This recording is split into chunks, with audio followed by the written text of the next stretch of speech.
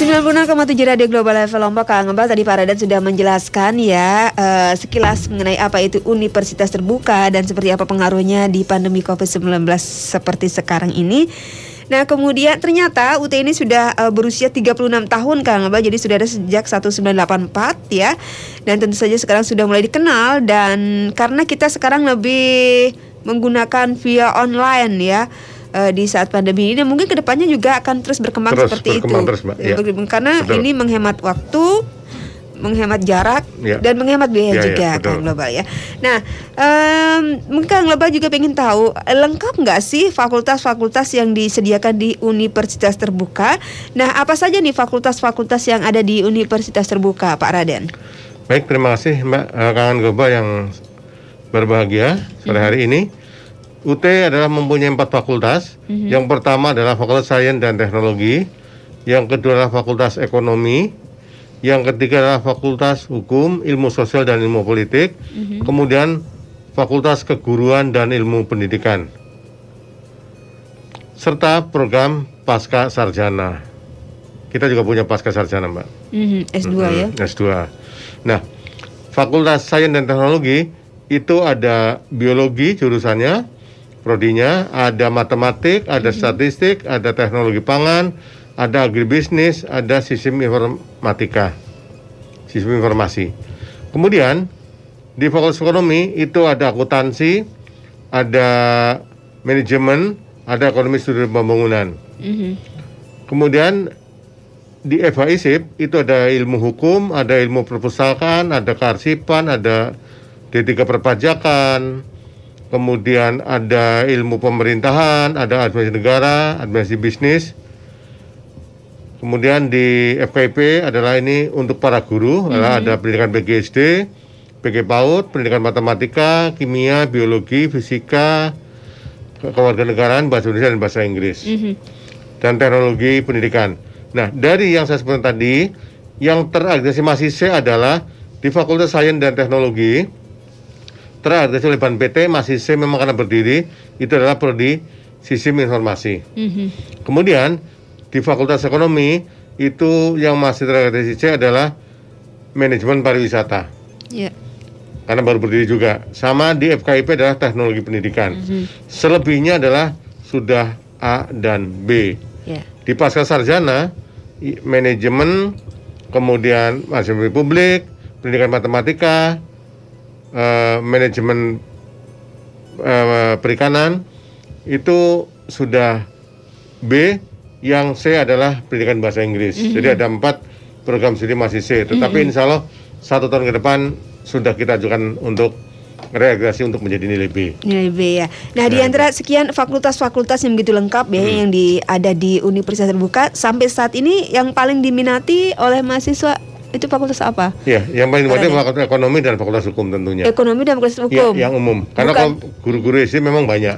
Tetapi yang umum itu adalah di Ekonomi dan Fakultas Hukum, Ilmu Sosial dan Ilmu Politik. Oh, berarti bukan di PGSD ya? Oh, PGSD memang masih banyak, Mbak. Tapi saya nggak itu karena mereka secara otomatis guru harus sarjana, pasti akan masuk ke situ. Tetapi kalau yang dihukum kan tidak. Di fakultas yang ilmu hukum, kemudian fakultas ekonomi kan tidak. Karena tidak ada kewajiban untuk menjadi itu. Tapi kalau di PGSD kan jelas.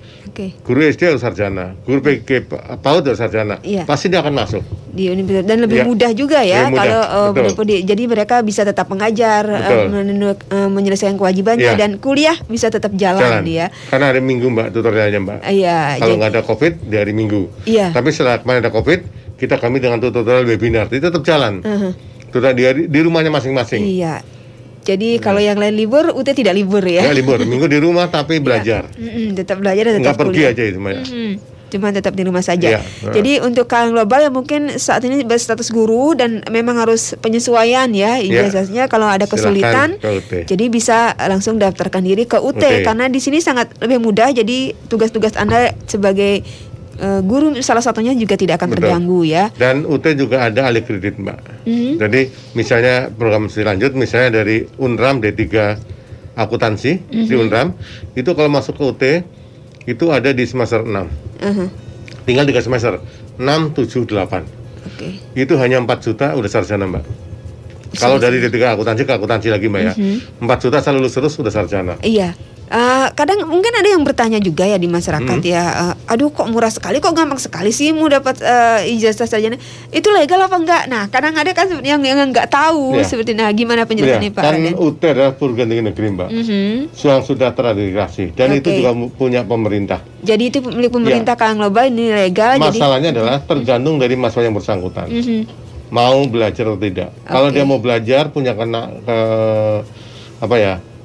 kesenangan untuk belajar, itu pasti akan punya nilai bagus. Yang masalah mereka nggak mau belajar, tapi mau lulus, ini kan repot. Nah, UT tidak bisa main-main dengan nilai memang. Oke, jadi seperti itu Kang Global ya. Untuk Anda yang mumpung sekarang di rumah saja, jadi kayaknya bisa memanfaatkan waktu sebaik-baiknya ya, untuk bisa meneruskan pendidikannya dengan kuliah di Universitas Terbuka atau UT Kang Global. Nah, sekarang kan pandemi COVID-19, otomatis untuk pengenalan atau sosialisasi UT kepada masyarakat itu jadi agak terbatas ya. Salah satunya di sini di Radio Global FM Lombok.